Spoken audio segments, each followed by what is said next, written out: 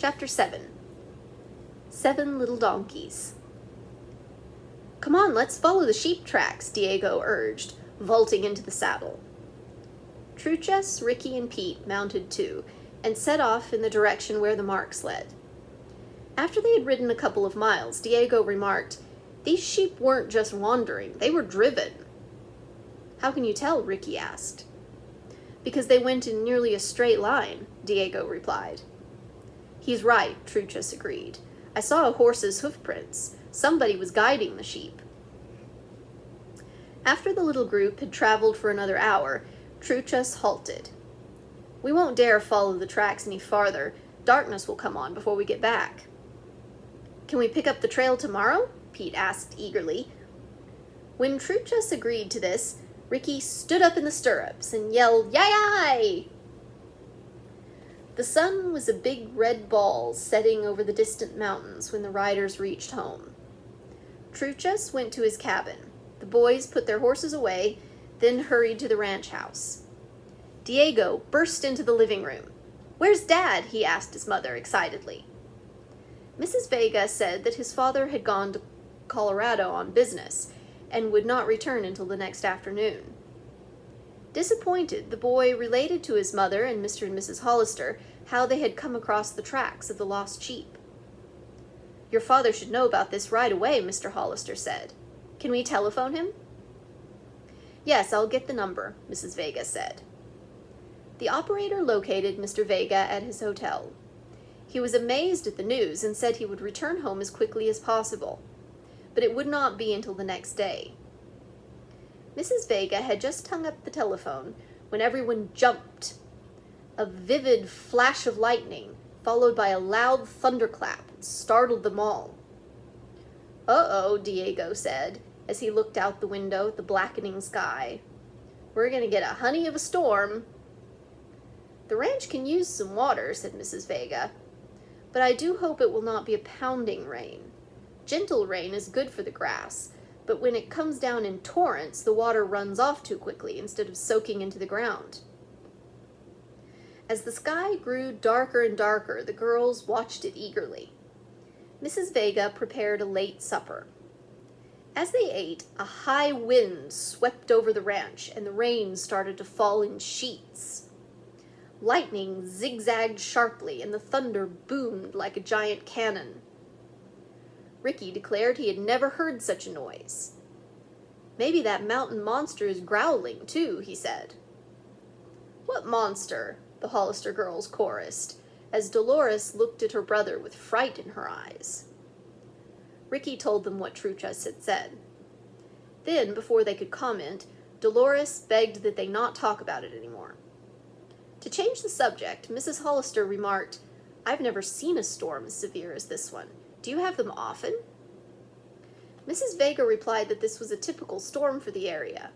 "They don't last long," she said, "but there's a tremendous amount of water. We call this a flash flood." "It looks like a whole river pouring down on us," Holly remarked. "Where does it go?" "Into the arroyo. We'll show you when the rain stops."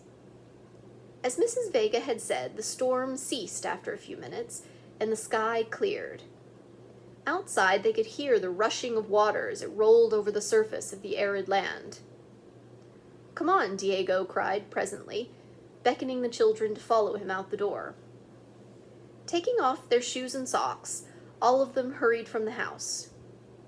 They sloshed through the soggy ground to the gorge, which was 20 feet deep and led toward the river. That afternoon it had been dry. Now it was nearly filled with a churning mass of water. "Don't go too near the edge," Diego warned the others, and added, "We'd have a hard time rescuing anyone." Dolores told the girls that the arroyo had been cut by the water of many, many storms. "It gets wider and deeper every year," she explained. "The bridge is gone," Ricky exclaimed suddenly. "The one we went over. How will we get to the other side when we go after the sheep tomorrow?" Dolores laughed. "We have to put down new planks for a bridge after every storm," she explained. The children watched until it grew too dark to see. Then they returned to the ranch house, where the evening musical took place until bedtime. The next morning, Pete and Ricky rose early. "I want to go out and see if any water's left in the arroyo," Ricky said, as he put on his shoes. "Okay, I'll go with you." The two boys hurried outside. When they got to the bank of the arroyo, they found Diego already there, gazing at the narrow stream of water that gurgled along the bottom of it. Pete, glancing down the opposite bank, called out, "Hey, there's a 10-gallon hat! Does it belong to someone on this ranch?" "We'll soon find out," Diego replied. He went back to the barn and returned in a few minutes with a long pole. The boys ran along the bank of the arroyo until they came to the hat. By this time it had tumbled into the water and was being carried along. "Can you reach it?" Pete asked, as his friend Diego tried several times to snag the moving hat without success. "Here, let me try," Pete said. He took the pole in two hands and leaned forward, with Diego holding him firmly by the waist. Ricky, in turn, clung to Diego's belt. Pete stretched as far as he could and finally caught the hat. Lifting it up to the bank, he remarked, "That sure looks beat up." "Yes," said Diego, "and I don't think it belongs to anyone at Cottonwood." He examined the hat band. "No initials," he said, "and everyone on this ranch has his marked." "Say," Pete exclaimed, "this hat looks just like the one Mesquite Mike was wearing in town." "It sure does," Ricky agreed. "It had a hole in the brim, just like this one. Do you suppose—" Pete's eyes widened. "If it's Mesquite Mike's, that would prove he's been on your property." "And why would that hombre come here except to rustle sheep?" Diego asked excitedly. "I'm going to tell Dad to notify the state police." The boys took the dripping hat back to the ranch house.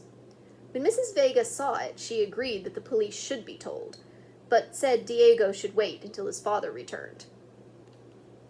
At this moment, Dolores came running in from outdoors. Excitedly, she asked everyone to come to the sheep barn. As they all hurried along behind her, Dolores opened the barn door and walked ahead quietly, motioning for the others to be silent. In a moment, she pointed to the inside of a small pen. In one corner lay a ewe with a tiny lamb cuddled alongside her. "Oh, isn't the baby darling?" Holly whispered. "How old is it?" "The lamb was born last night," Dolores answered. "Mother," she added, "one of its legs is twisted. The lamb can't stand up." The girl went over and picked up the tiny animal. One hind leg was definitely out of shape. "What'll you do?" Pam asked sympathetically. "I'm sure," Mrs. Vega replied, "that Truchas can fix the lamb's leg. Diego, ride over and get him." Her son lost no time in going on the errand. When breakfast was over, the children discovered that the old herdsman had manipulated the lamb's leg into place and put a splint on it, as well as a veterinarian could have done. Truchas declared that the animal would be frolicking with the other lambs within a week. "You mean she'll go with the herd?" Pam asked. "Yes," the man said. "We usually leave the new lambs with their mothers only for a day or two. After that, the mothers can recognize their own babies anywhere in the big herd." "That's a good trick," Holly laughed. As the Hollister children started to leave the barn, Diego told them to follow him. In another part of the barn were 7 little stalls, and in them stood 7 little burros. "Oh, how cute!" Holly cried out. "So many all alike," Sue chimed in. "And they're such tiny horses. Are they just babies?" "Oh no, they're full grown," Diego told her. He explained that these were not horses, but a small breed of donkey, which they used as pack animals to travel with the sheep herders and carry supplies. "Can they carry heavy loads?" Pam wanted to know. "They seem so small." "Burros are very strong," Diego said, "and sure-footed, too. They can climb over the narrowest mountain passes with heavy loads on their backs." "What are these burros' names?" Holly asked. "We've named them for the 7 days of the week," the boy answered. "Lunes, martes, miércoles, jueves, viernes, sábado, and domingo." "How funny," Ricky chuckled. Then he added, How can you ever remember those names? It's easy, Diego said, just as you would say Monday, Tuesday, Wednesday, Thursday, Friday, Saturday, and Sunday. Dolores looked up teasingly at Pam with her big brown eyes and said, "Please don't try to change the names of our burros, will you?" Pam laughed. No, Beans was enough.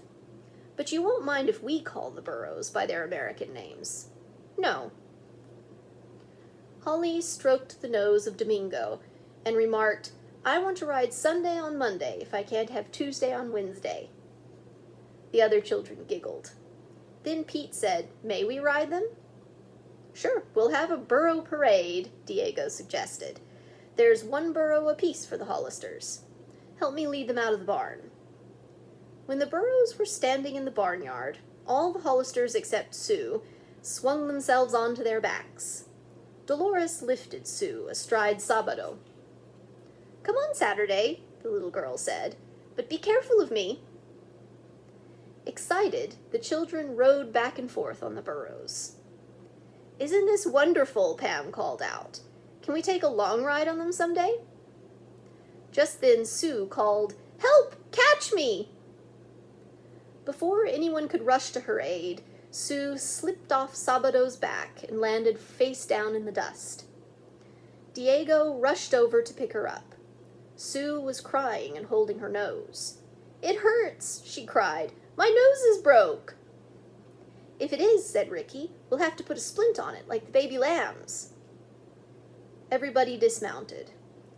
By this time, Mrs. Hollister, who had hurried over, examined Sue's nose.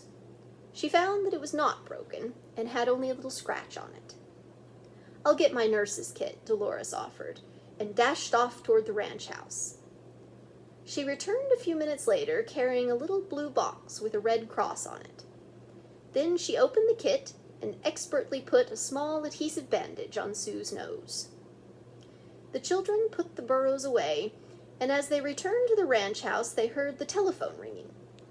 "Maybe it's Dad," Diego said, running to answer it. But the call was not from Mr. Vega. Turning, the boy said, "Pete, it's for you."